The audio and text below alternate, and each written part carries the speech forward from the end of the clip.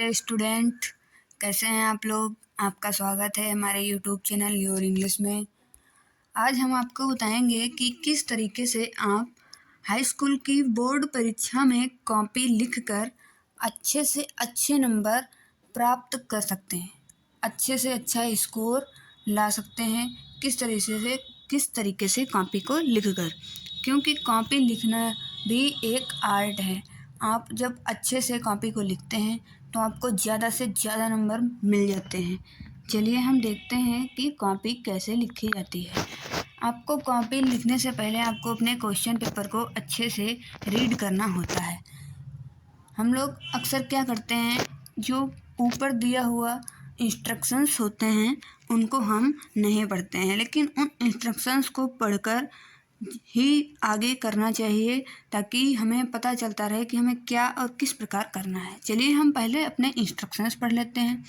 आपका paper minimum 70 minute का होगा। मिनिमम 70 मार्क का होगा, यानी कि 70 नंबर का होगा। आपको टाइम कितना मिलेगा? 3 घंटे 15 मिनट। 3 घंटे 15 मिनट आपको मिलेगा। सबसे पहले आपको क्या करना है कि पहले के जो 15 मिनट हैं वो दिए जाते हैं कैंडिडेट को, ताकि वो अपने क्वेश्चन पेपर को पढ़ सके। First 15 minute are allotted for candidates to read the question paper. अब अक्सर बच्चे सोचते हैं कि हम ये 15 मिनट क्यों वेस्ट करें, हम सीधे क्वेश्चन पेपर करते हैं। नहीं, आप पहले क्वेश्चन पेपर को एक बार अच्छे से पढ़ लीजिए। कभी कभी ऐसा होता है कि क्वेश्चन पेपर के कोई एक आध जो पेज होते हैं वो सही से प्रिंट नहीं होते, और आप जब क्वेश्चन पेपर हल करने लगते हैं उस पर आप टिक कर देते हैं, तो उसके बाद आप उस पेपर को चेंज नहीं कर सकते।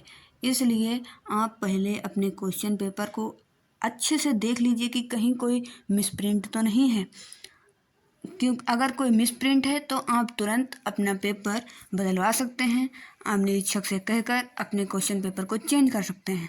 उसके बाद क्या है, second, all questions are compulsory. जो सारे क्वेश्चंस होंगे वो कंपलसरी होंगे, यानी कि वो आपको करने ही हैं। This question paper has 2 parts A and part B. Part A consists of 20 multiple choice questions of 1 mark each that have to be answered on OMR sheet। जो पार्ट 1 होगा उसमें आपको 20 बहुविकल्पीय क्वेश्चन मिलेंगे, जिनके आंसर आपको OMR आंसर शीट पर देने होंगे। OMR आंसर शीट पर आप लोग कुछ गलतियां करते हैं। ये गलतियां आपके लिए ख़तरनाक हो सकती हैं, क्योंकि जब आप OMR शीट पर कोई गलतियां करेंगे तो आपके नंबर पूरे के पूरे कट जाएंगे। अभी हम आपको आगे बताएंगे कि OMR शीट पर किस तरीके से आपको फिलअप करना है। उसके बाद क्या है, for part A read the question wise instructions and mark your answer on the given OMR answer sheet only. आपको केवल OMR आंसर शीट पर ही उन क्वेश्चन के आंसर देने हैं। उसके बाद है, डू नॉट इरेज, कट और use whitener on the OMR answer sheet after answering. आप आंसर करने के बाद जो आंसर शीट है ना तो उसको मिटा सकते हैं, ना व्हाइटनर लगा सकते हैं, ना ही काट सकते हैं। क्योंकि अगर आप ऐसा करते हैं, क्योंकि OMR शीट जो है आपकी वो कोई इंसान नहीं बल्कि मशीन चेक करता है, और जब आप उस पर कोई कट या वाइटनर लगा देते हैं तो वो एडॉप्ट ही नहीं करता है, वो आपकी आंसर शीट को हटा देता है। इसलिए आपको कभी भी अपनी OMR शीट पर कुछ भी कट वट नहीं करना चाहिए, ना वाइटनर लगाना चाहिए। अगला क्या है, marks of the question are mentioned against them. जितने मार्क्स का कोई क्वेश्चन है उसके जो मार्क हैं वो उस क्वेश्चन के आगे आपको दिए होंगे। जैसे कोई क्वेश्चन है उसके आगे लिखा होगा 1, यानी कि वो 1 मार्क का क्वेश्चन है। चलिए नेक्स्ट क्या है, part B consist of descriptive type question. Descriptive type question मतलब लिखने वाले। विख्यात में आपको डिस्क्रिप्टिव टाइप क्वेश्चन मिलेंगे जो होंगे 50 मार्क के। 50 मार्क के, यानी कि पहला जो पार्ट ए था वो हमारा 20 मार्क का था, जिसमें हमें बहुविकल्पी क्वेश्चन करने थे। दूसरा पार्ट क्या है, वो डिस्क्रिप्टिव टाइप है, जिसमें हमें 50 मार्क का करना है। All the questions of part B are to be attempted all at a time. जो पार्ट बी के क्वेश्चन हैं वो सारे आपको अटेम्प्ट करने हैं start from the first question and go up to the last question. आपको जो पहला क्वेश्चन है उससे स्टार्ट करना है एंड लास्ट क्वेश्चन तक जाना है। हम लोग क्या करते हैं कि कुछ लोग ऐसा करते हैं कि जो हम उनको आंसर आते होते हैं वो पहले लिखते हैं, जो नहीं आते हैं उनको बाद में लिख देते हैं। सीरियल इससे गड़बड़ा जाता है और इससे जो एग्जामिनर जो आपकी कॉपी चेक करेगा उसको समझ में नहीं आता। जब आप एक एक आंसर को सीरियल से लिखेंगे तो उसको कॉपी चेक करते हुए अच्छा लगेगा। उसको इधर उधर से क्वेश्चन के आंसर नहीं ढूंढने पड़ेंगे। आपकी कॉपी पे कहाँ कौन सा आंसर दिया हुआ है, जब आप एकदम फर्स्ट टू लास्ट लिखेंगे तब ये बेस्ट आपके लिए रहेगा और कॉपी चेक करने वाले पे भी इम्प्रेशन पड़ेगा और वो आपको पूरे के पूरे नंबर दे के जाएगा। उसके बाद है do not waste your time on the question you can not solve. ये सबसे बड़ा है। हम क्या करते हैं, हमें किसी क्वेश्चन का आंसर नहीं आता तो हम बैठे बैठे सोचते रहते हैं क्या करें क्या करें क्या ना करें। नहीं, आपको ऐसा नहीं करना है। आप उसके लिए क्या कीजिए, जितने में वो आंसर आ सकता है आपको लगता है उतना आप पे छोड़ दीजिए और आगे लिखिए। सीरियल आप मिस मत कीजिए।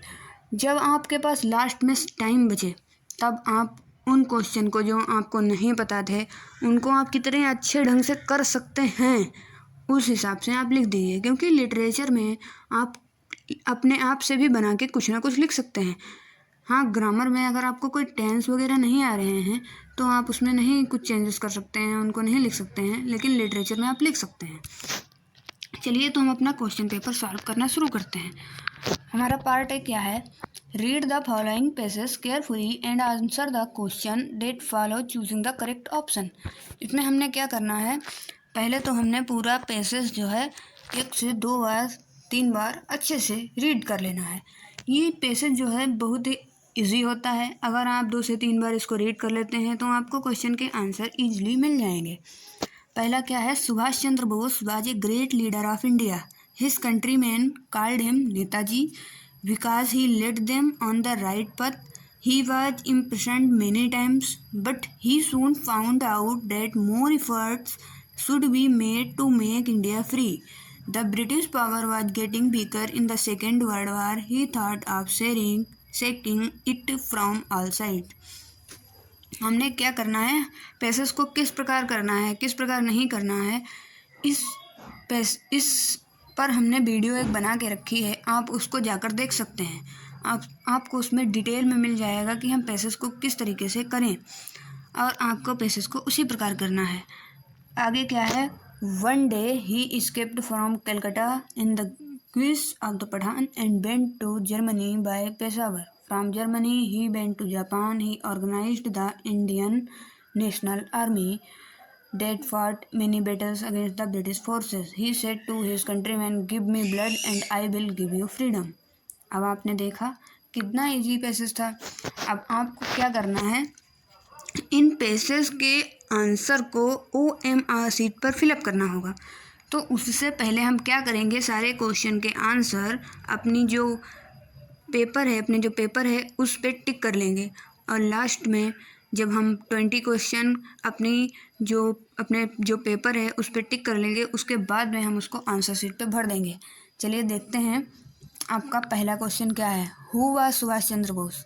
हमने देखा था सुभाष चंद्र बोस, हु वाज सुभाष चंद्र बोस यानी कि सुभाष चंद्र बोस कौन थे। तो Subhash Chandra Bose was a great leader of India, यानी कि सुभाष चंद्र बोस क्या हैं, ग्रेट लीडर ऑफ इंडिया। हमने पेसेज बहुत ही डिटेल में करा रखा है, आप वहाँ जाके देख सकते हैं कि कीवर्ड से किस प्रकार हम पेसेज में आंसर को ढूंढ सकते हैं। चलिए देखते हैं। Who was Subhash Chandra Bose. Subhash Chandra Bose was a great leader, ठीक है। नेक्स्ट क्या है, give me blood and I will give you freedom. Whose statement in this, ये स्टेटमेंट किसने दिया है, give me blood and I will give you, ये किसने दिया है हमारे, ये सुभाष चंद्र बोस ने दिया है। वैसे सुभाष चंद्र बोस के बारे में है तो ये सुभाष चंद्र बोस ने ही दिया है। चलिए अब लास्ट क्वेश्चन क्या है, Indian army was organised by. Indian national army किसके द्वारा ऑर्गेनाइज्ड की गई। हमने यहाँ पे देखा था कि इंडियन नेशनल आर्मी किसके द्वारा ऑर्गेनाइज्ड की गई थी, he organised the Indian national Army. He मतलब सुभाष चंद्र बोस। तो हमने क्या करना है, ही जो है उसको सुभाष चंद्र बोस पे टिक कर देना है। यानी कि इंडियन नेशनल आर्मी को किसने ऑर्गेनाइज किया था? सुभाष चंद्र बोस ने। ठीक है, अब चलिए आगे देखते हैं क्या है। Choose the correct option to answer the following questions. अब यहाँ से आपका ग्रामर का सेक्शन शुरू हो गया। अब ग्रामर के सेक्शन में आपको क्या करना है, जो क्वेश्चन के आंसर आपको सही लगते हैं आप उन पर टिक करते रहिएगा और फिर बाद में OMR शीट पर फिलअप कर दीजिएगा। जैसे पहला क्या है, सी खाली जगह to the market with her cousins. ठीक है, तो यहाँ पे क्या आएगा, she had gone, she went, she will या ऑल द करेक्ट। तो हैड वन, वेंट या विल गो, आपको लगता है ये सारे सही हैं तो आप इस पर टिक कर दीजिए। ठीक है, उसके बाद में if a student wants to know every new thing, एक स्टूडेंट है जो सारी नई चीज़ों को जानना चाहता है, उसको क्या कहेंगे? हम लोग जो बहुत सारी चीज़ों को जानना चाहता है उसे क्या कहते हैं? जिज्ञासु। यानी कि जो स्टूडेंट नई नई चीज़ों को जानना चाहता है उसे हम क्या कहेंगे? क्यूरियस। ठीक है, इस तरीके से आपको सारे क्वेश्चन के आंसर्स टिक करते जाने हैं क्योंकि ये हमें OMR शीट पर भरने हैं। Rearrange the following word clusters to make a meaningful sentence and choose to right arrangement. यानी कि अब हमें ये जो सेंटेंस दिए हुए हैं इनमें से जो सही अरेंजमेंट है, यानी कि जिसमें शब्दों को सही ढंग से लिखा गया है, सही तरीके से लिखा गया है, वो हमें चुनना है। तो पहला देखिए, एल्डर्स, बी, ग्रेट, शुड, फार, ये तो नहीं होगा क्योंकि सबसे पहले क्या आना चाहिए हमारा? Subject then verb. सब्जेक्ट के बाद वर्ब किस में है ये हम देखते हैं। यहाँ पे तो ये वर्ब नहीं है। रेस्पेक्ट ये वर्ब है लेकिन यहाँ पे क्वेश्चन मार्क नहीं है। चलिए, यानी कि हमारा ये अवर सी क्या है? अवर ग्रेट एल्डर्स, नहीं, हम अवर ग्रेट एल्डर्स थोड़ी होता है। उसके बाद क्या है? D, we should have great respect for our elders, हमें अपने बड़ों की का बहुत अच्छे से सम्मान करना चाहिए, यानी कि बहुत सम्मान करना चाहिए, यही सही है। ठीक है, ये हमने टिक कर लिया। Next, which of the following word is misspelled, कौन सा वर्ड जो है इसमें मिसपेल्ड है, किस वर्ड में यानी कि कौन सा शब्द गलत लिखा हुआ है। चलिए देखते हैं। Receive, deceive, conceive. रिसीव तो सही है, डिसीव भी सही है, कंसीव भी सही है। ये परसीव, यहाँ पे ओ की जगह पे ई आना चाहिए था, ओ की जगह पे ई आना चाहिए था, यानी कि यही हमारा सही है। हमें क्या ढूंढना था? गलत ढूंढना था, तो यही क्या है? सही है हमारा आंसर। नेक्स्ट क्या है? Fill in the gap with the suitable preposition, एक अच्छे से प्रीपोजिशन के साथ में इस जगह को फिलअप करना है, इस गैप को भरना है। He has no desire fame, अब यहाँ पे no desire of fame, no desire for fame, no desire to fame, no desire at fame, हमें प्रसिद्धि के लिए कोई इच्छा नहीं होनी चाहिए, यानी कि फेम के लिए, फेम को, फेम मतलब प्रसिद्धि, तो क्या होता है यहाँ पे? फॉर। ठीक है, ये आप कर सकते हैं। उसके बाद क्या है? Question 9 and 10, read the passage carefully and choose the correct option to answer the following question, यानी कि जो क्वेश्चन 9 और 10 आएगा आपका वो इस पैसेज से रिलेटेड होगा, यानी कि जो 9 और आपका 10 आएगा ये इस पैसेज को आपको पढ़ने के बाद इसका आंसर आपको देना पड़ेगा। चलिए हम इस पैसेज को पढ़ लेते हैं। But then I slowly saw that not only I was not free, मैंने स्लोली देखा कि आई वॉज नॉट फ्री, मैं जो है स्वतंत्र नहीं था। अब आप इसकी हिंदी बैठ के बनाने लग जाओगे तो इसमें बहुत आपको टाइम लग जाएगा। आपको हिंदी नहीं बनानी इसकी, क्योंकि आपके पास टाइम उतना नहीं होता है कि आप इसकी हिंदी में कन्वर्ट करके इसको फिर इसके आंसर निकालो। आपको इंग्लिश टू इंग्लिश ही इसके आंसर निकालने चाहिए। चलिए हम इसको अच्छे से पढ़ लेते हैं 2 से 3 बार और आपको इसके आंसर मिल जाएंगे। But then I slowly saw that not only I was not free, but my brothers and sisters were not free. I saw that I was not just my freedom that was curtailed, but not the freedom of everyone who looked like I did. That is when I joined the African National Congress, and that is when the hunger for my own freedom became the greater hunger for the freedom of my people to live dear lips were dignity and self-respect that animated my life, that transformed a frightened young man into a bold one. ठीक है, इसको जब आप 2 से 3 बार पढ़ लेते हैं तब आप इसके आंसर इजीली निकाल सकते हैं। हमने पेसेस को बहुत अच्छे से समझाया हुआ है, आप हमारी नेक्स्ट वीडियो में जाके पेसेस को अच्छे से देख सकते हैं। क्वेश्चन क्या है हमारा, the freedom of the black people of इस कंट्री वाज, कंट्री में जो ब्लैक पीपल हैं उनकी फ्रीडम क्या क्या थी। तो इसमें हमें अब हमने कैसे आंसर निकालना, देखिए यहाँ पे क्या है, ये आपको दिया रखा है, जैसे ये यस, ये सेक्शन, सपोर्टेड, करटेल्ड, अपोज्ड। अब आपको इसका आंसर नहीं आ रहा है, हमने क्या देखना है, ये सारे वर्ड में से कौन सा वर्ड हमारे पेसेज में है। तो हमने देखा था अभी, जब हम 2-3 बार पढ़ लेंगे तो हमें पता चल जाएगा कि इसमें से कौन सा वर्ड है। तो इसमें से केवल यही वाला वर्ड जो है कर्टेल्ड, यही वर्ड आपके पेसेज में है, बाकी कोई भी आपके पेसेज में ना तो ये है, ना ये है, और ना ही ये है। ठीक है, चलिए, तो इसमें हमारा कर्टेल्ड है, तो हम इस पर आपको अपनी सेंसेस लगानी है, कुछ ट्रिक्स भी लगानी है। आप जब ऐसे पढ़ेंगे तो आपको आंसर जल्दी से समझ में आ जाएंगे, आपका टाइम वेस्ट नहीं होगा। नेक्स्ट क्या है, the author felt the greater hunger for, greater hunger यानी कि बहुत ज़्यादा भूख ऑथर को किसके लिए लगी है। तो हमने ग्रेटर हंगर शब्द कहीं पे पढ़ा था, चलिए देखते हैं कहाँ पे पढ़ा था। ये रहा आपका greater hunger, for the freedom of my people, किसके लिए फ्रीडम है, तो फ्रीडम ऑफ हिज पीपल, अपने लोगों की स्वतंत्रता के लिए भूख है ऑथर को। ठीक है, ये आपका हो गया। चलिए अब हम नेक्स्ट पे चलते हैं। क्या लिखा है, क्वेश्चन 11 to 13, यानी कि 11 से जो 13 क्वेश्चन है, choose the correct option to answer the following, इसमें से हमें क्वेश्चन के आंसर चूज करने हैं। ये आपका लिटरेचर से आया है, ये आपका जो है फिल इन द ब्लैंक्स, ये लिटरेचर से आया है, आपकी अपनी कॉपी के लिटरेचर से ये 3 क्वेश्चन आपको देखने को मिले हैं। ठीक है, the postman, the post master was a gap amiable fellow, यहाँ पे क्या होगा, आपने पढ़ रखा होगा, आपको अच्छे से समझ में आएगा, यहाँ पे फ्रेंडली होगा। ठीक है, उसके बाद Anne Frank want to keep a diary because, इसमें क्या होगा, she has no friend to talk and share her feeling, वो डायरी इसलिए लिखती थी क्योंकि उसके पास कोई दोस्त नहीं था बात करने के लिए और अपनी फीलिंग्स को शेयर करने के लिए।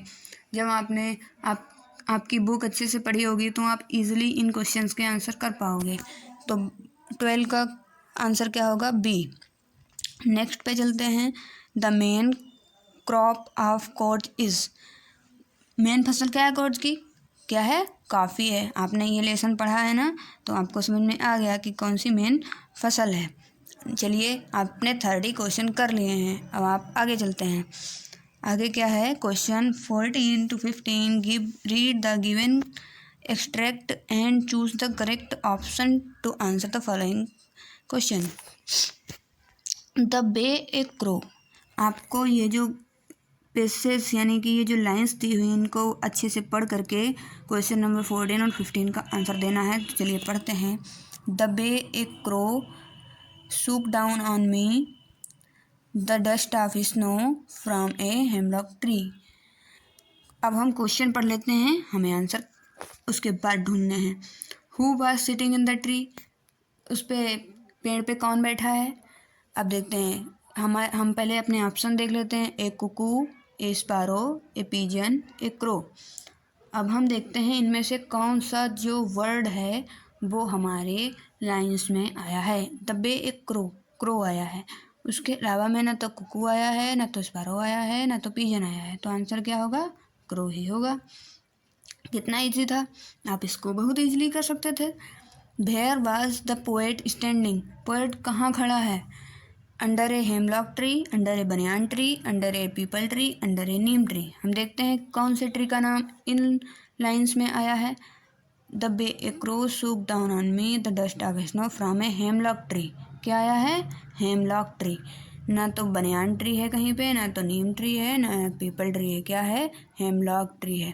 ठीक है, चलिए उसके बाद क्या है आपका, choose the correct option to answer the following question. अब हमें 16 to 20 क्वेश्चन अच्छे से पढ़ के करना है। ये भी आपके लिटरेचर से ही हैं, ठीक है। ये भी आपके कहाँ से हैं? लिटरेचर से हैं।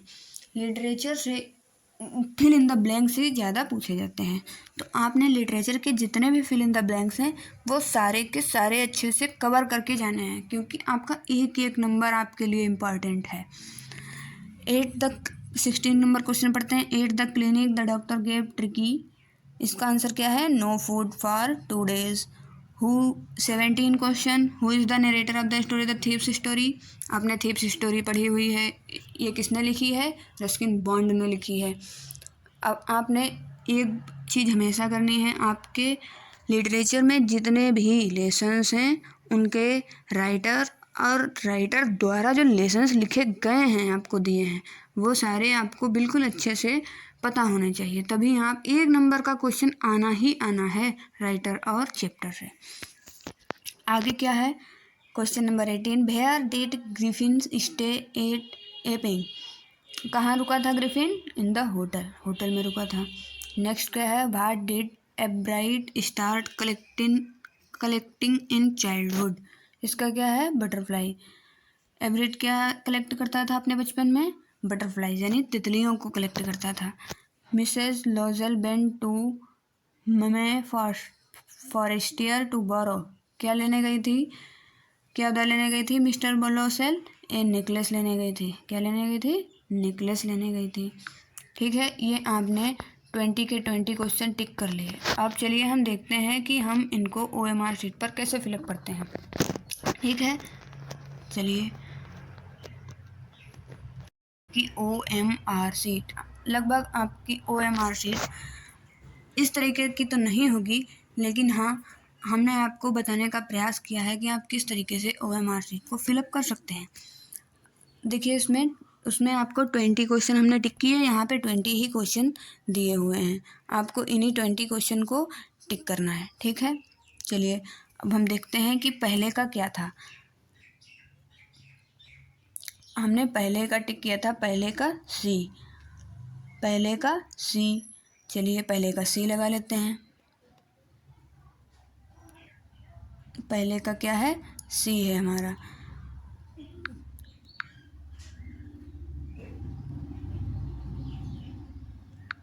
आपने पहले का सी एकदम अच्छे से फिलअप करना है ताकि कोई गड़बड़ ना हो, क्योंकि आप गड़बड़ नहीं कर सकते हैं इसको फिल करने में, क्योंकि जितना ही आप अच्छे से इसको भरेंगे उतने ही आपको अच्छे से नंबर मिलेंगे। हमारा तो अच्छे से नहीं हो पा रहा है, लेकिन आपको बिल्कुल अच्छे से गोले में सी को बिल्कुल अच्छे से फिलअप करना है। ठीक है, इसी तरीके से आपको अपने सारे के सारे ऐसे ही फिलअप करने हैं। कि दूसरे का क्या था, आपको ना तो आपको ऐसे टिक करना है जैसे हमने बताया, ऐसे टिक करना है, नहीं टिक नहीं करना है। ना तो आपको जैसे ये करना है कि आप सोचें कि सी वाला सही है, बाकी सब पे ऐसे ऐसे कट लगा दें, नहीं। आपको केवल क्या करना है, आपको केवल इसको अच्छे तरीके से फिल करना है। सी को अच्छे से गोल गोल जितना भी है उतना फिल कर देना है। उसके बाद में हमें बी क्या है, चलिए बी देख लेते हैं। बी का मतलब 2 का बी, दूसरे का क्या है? बी। चलिए हम दूसरा देख लेते हैं, दूसरा क्या दिया हुआ है। यस, दूसरे का बी। तो हम बी को इस तरीके से अच्छे से टिक कर देते हैं। ठीक है, बी को अच्छे से टिक कर देते हैं। ठीक है,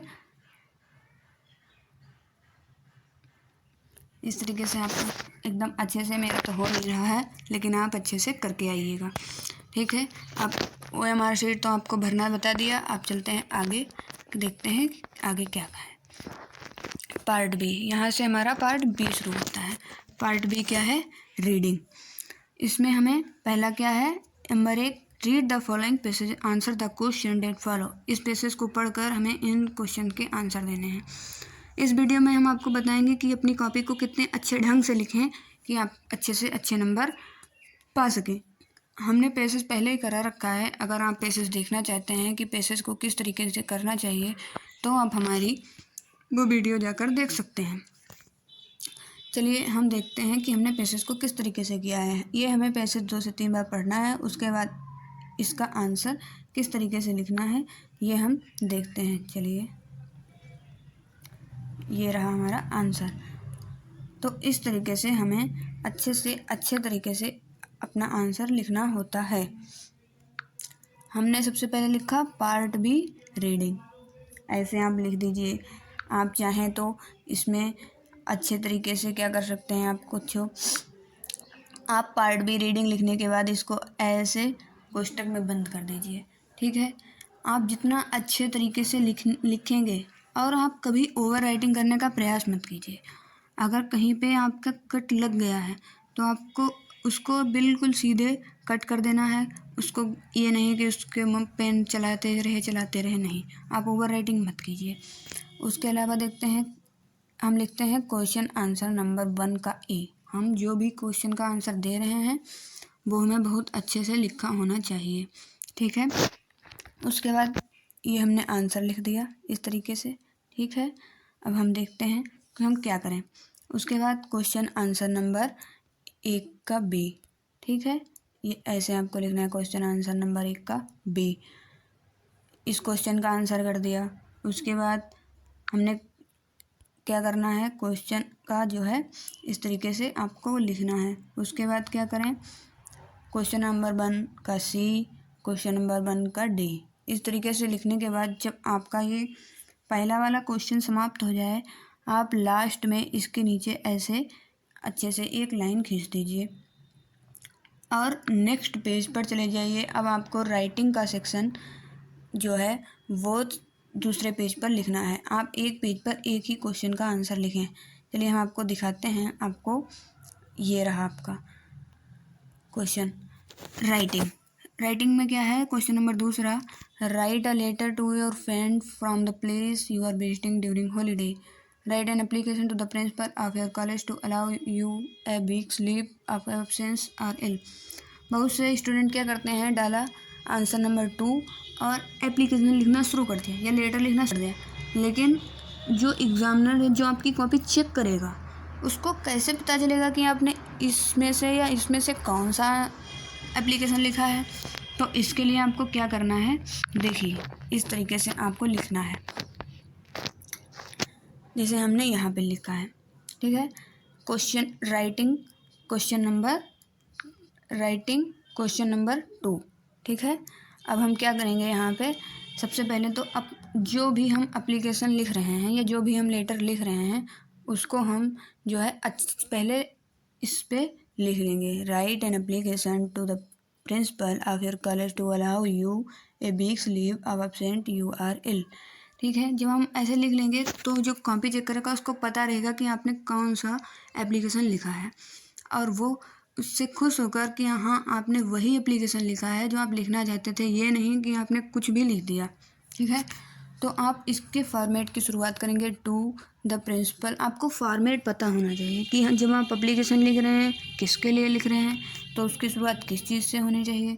जब आप लेटर लिख रहे हैं तो उसकी शुरुआत किस चीज़ से होनी चाहिए, आपको ये सब पता होना चाहिए। ठीक है, चलिए उसके बाद हमने एप्लीकेशन यहाँ पे जो प्रिंसिपल का नाम था, मतलब जो स्कूल का नाम था वो लिख लिया। उसके बाद यहाँ पे सर, और फिर पूरा एप्लीकेशन लिखने के बाद पूरा फॉर्मेट हमने बीच में, अगर हमें नहीं याद आ रहा कि क्या लिखना है तो आप अपने हिसाब से जो यहाँ पे दिया हुआ है कि allow you a week for ill, इसी के द्वारा बनाकर लिख सकते हैं। लेकिन आपको आप फॉर्मेट अच्छे तरीके से समझ कीजिए। फॉर्मेट मतलब किस तरीके से लेटर लिखने हैं और किस तरीके से एप्लीकेशन लिखना है। उसके बाद आपको अगर लेटर लिख रहे हैं तो your friend, your lovely friend, ये सब लिख सकते हैं। लेकिन जब आप एप्लीकेशन लिख रहे हैं तो आप योर ओबीडियंटली, योर सफिशिएंटली, ये सब लिखते हैं। ठीक है, उसके बाद आपको ये चीज़ ध्यान रखनी है कि आपको अपना नाम नहीं डालना है, कहीं पर भी कॉपी में आपको अपना नाम नहीं डालना है। आप XYZ लिख सकते हैं। ठीक है, चलिए अब हम देखते हैं क्वेश्चन आंसर नंबर 3। अब हम पहले इसका क्वेश्चन देख लेते हैं कि क्वेश्चन क्या था। Question number 3, write an report on Deepavali celebration और इन योर विलेज और city in about 18 to 100 words. और write an article on girls education in about 18 to 100 words.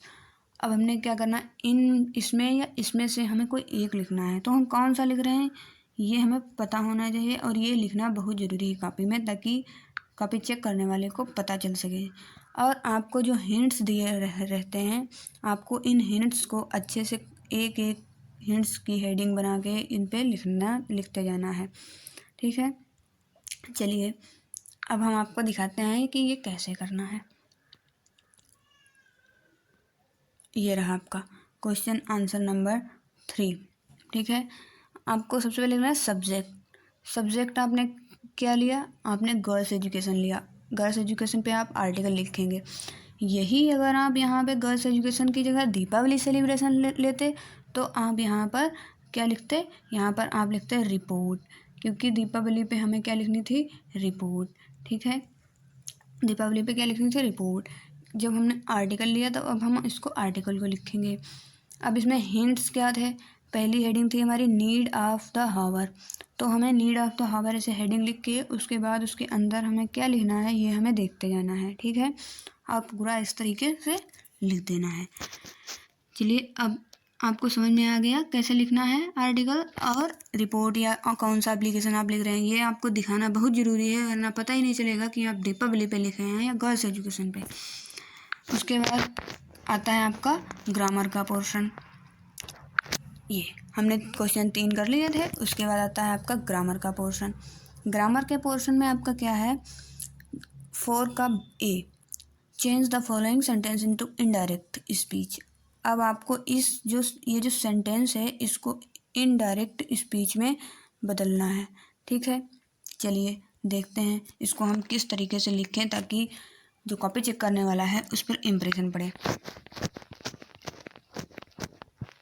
ये देखिए यहाँ पे हमने सबसे पहले लिखा है डायरेक्ट स्पीच, क्योंकि हमें इनडायरेक्ट स्पीच में बदलना था, तो जो दिया हुआ सेंटेंस था वो क्या होगा, वो डायरेक्ट स्पीच में आपकी होगा, ठीक है। अब आप डायरेक्ट स्पीच में क्या था हमारा, he said I shall do my best tomorrow, पहले आप ये लिखिए, ठीक है।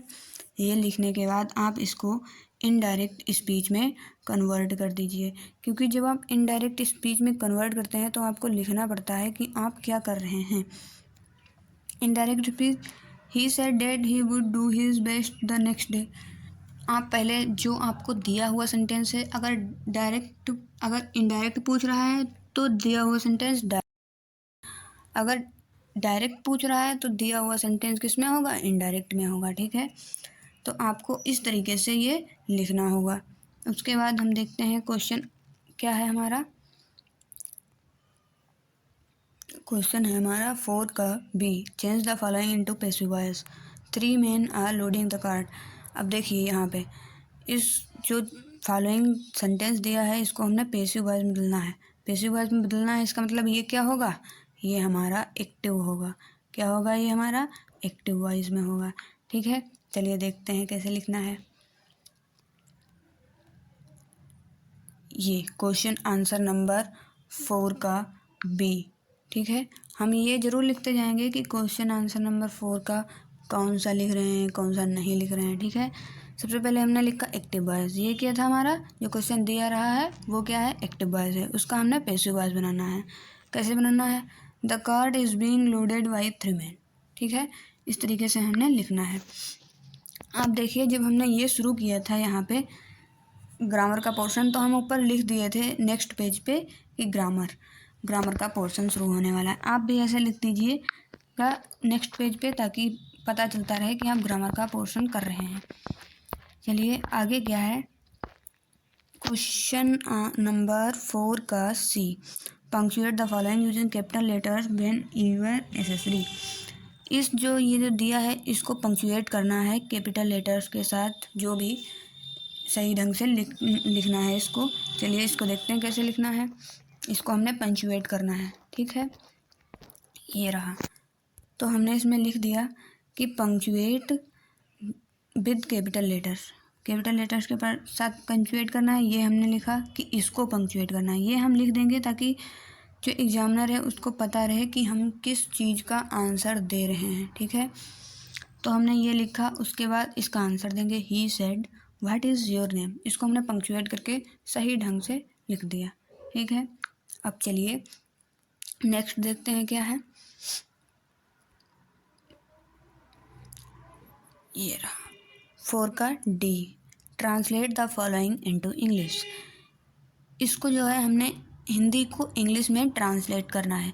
क्या करना है? हिंदी को इंग्लिश में ट्रांसलेट करना है। चलिए देखते हैं कैसे करेंगे।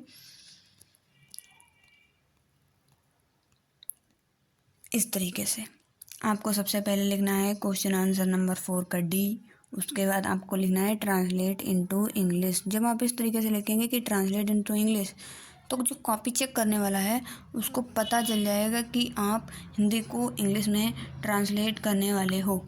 ठीक है, आप इस तरीके से सब चीज़ें लिख करके उस पर इम्प्रेशन जमा सकते हैं कि हाँ, मैंने जो भी लिखा है वो मैंने सही लिखा है, और जो भी करेंगे वो सही से करेंगे। इससे आप अच्छे से अच्छे नंबर ला सकते हो। कॉपी लिखने का यही सबसे अच्छा तरीका है कि आप हर एक चीज़ को सही से दिखाते जाओ। और हमेशा ये बात ध्यान रखिए कि आप राइटिंग को ज़्यादा हम बना बना कर लिखने की कोशिश करते हैं कि ये ऐसे कर देंगे, वैसे कर देंगे, ये सब नहीं।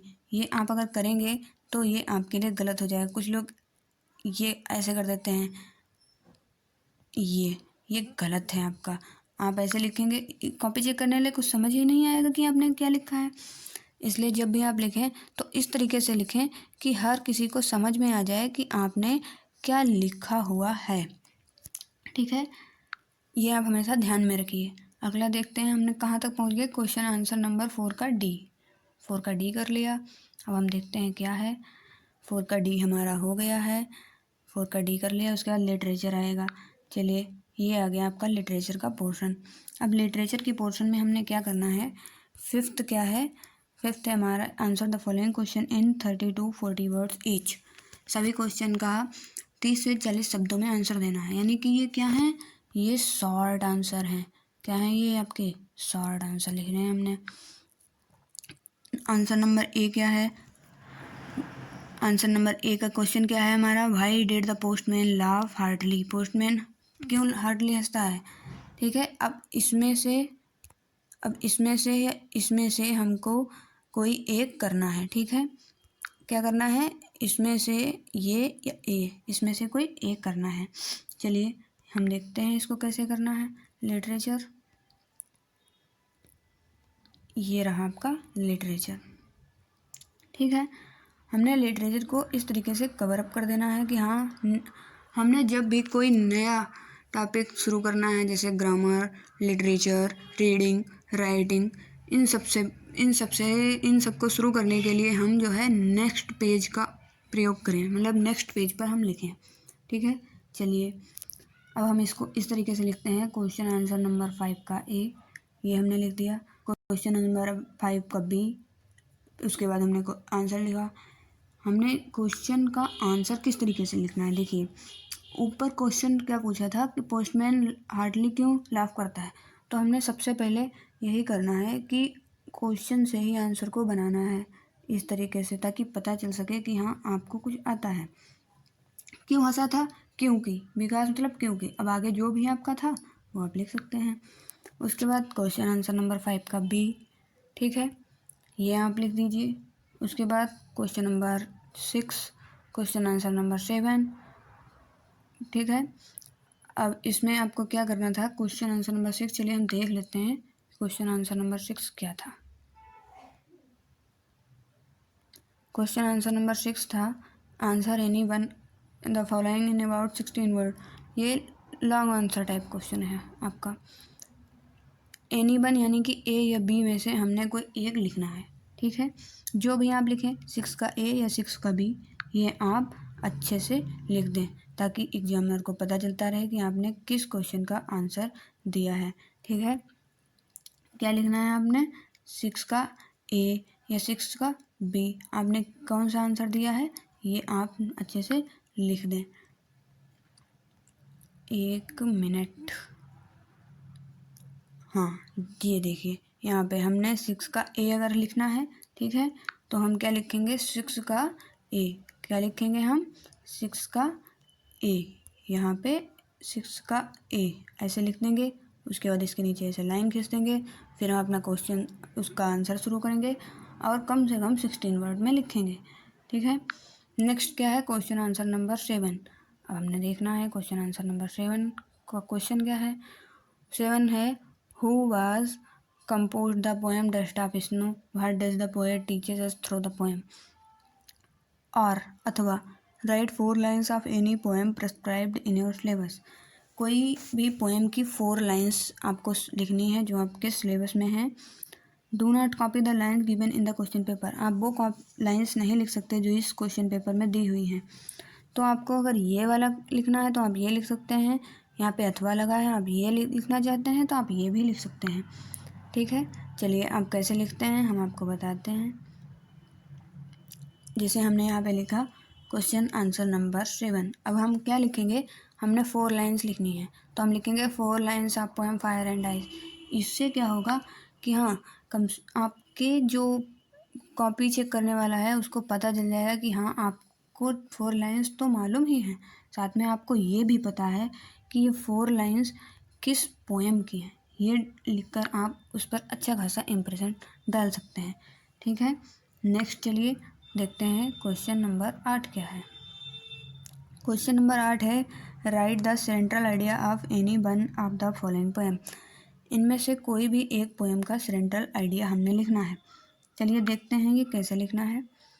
क्वेश्चन आंसर नंबर 8 ये।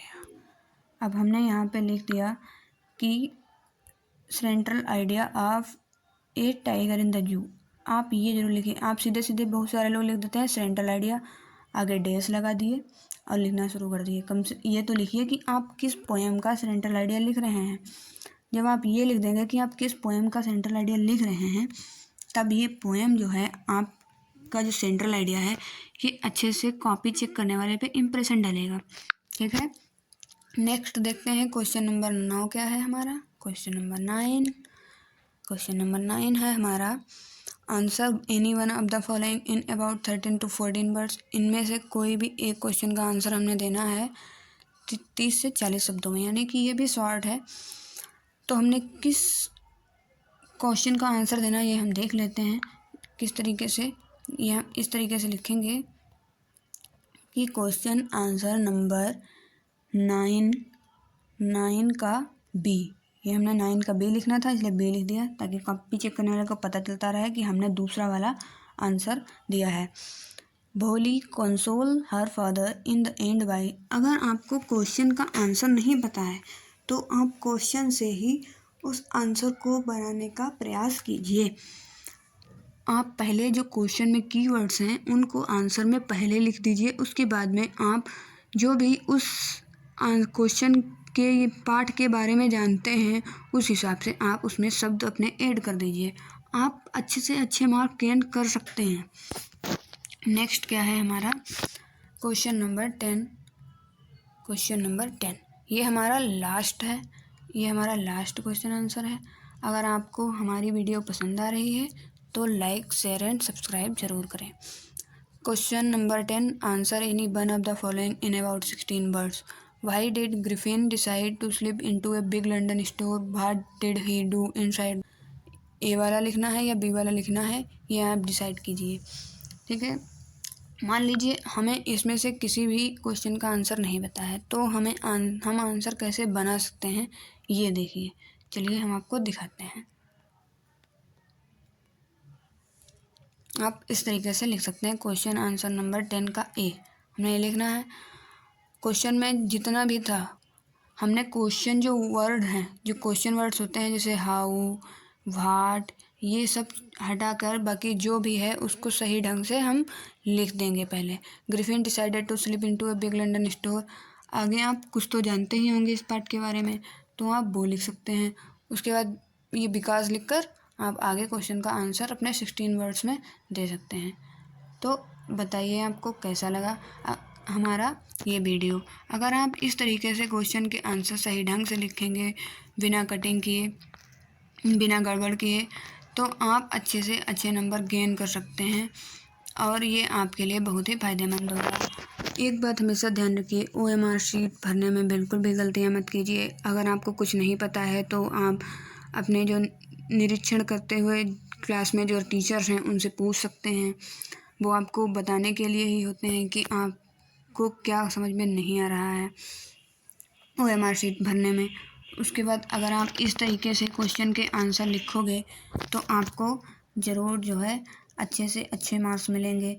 आप हर एक क्वेश्चन के आंसर को सही ढंग से लिखिए कि हाँ, ये हमने रीडिंग का लिखा है, ये क्वेश्चन नंबर 1 का A है, ये क्वेश्चन नंबर 1 का B है, ये क्वेश्चन नंबर 1 का C है। उसके बाद में जो आपको समझ में नहीं आए थे क्वेश्चन, आप उनको बिल्कुल लास्ट में लिखिए, सोच कर उनको कि हम उनके बारे में क्या लिख सकते हैं।